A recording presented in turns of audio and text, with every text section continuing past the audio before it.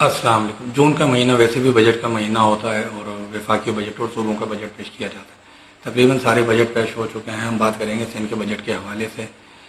جس میں اربوں روپے کا بجٹ ہے، مگر ہیلتھ کے حوالے سے پورے پاکستان میں آپ کو ہر جگہ ہیلتھ کارڈ نظر آئے گا، کہ پی کے ہو، بلوچستان ہو، پنجاب ہو یا آزاد کشمیر بھی اعلان کر دیا، مگر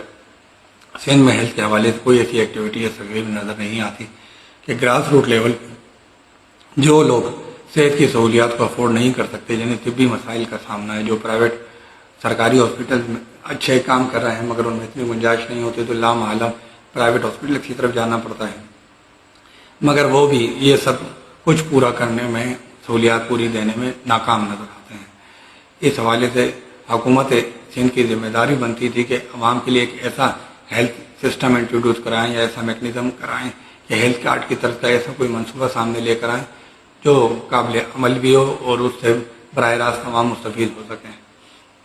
ہم وزیر اعلیٰ سندھ سید مراد علی شاہ صاحب اور دیگر متعلقہ حکام سے گزارش کرتے ہیں کہ اس حوالے سے نوٹس لیا جائے اور عوام کو صحت کی مکمل اور بہترین سہولیات ان کی دہلیز پر فراہم کی جائیں۔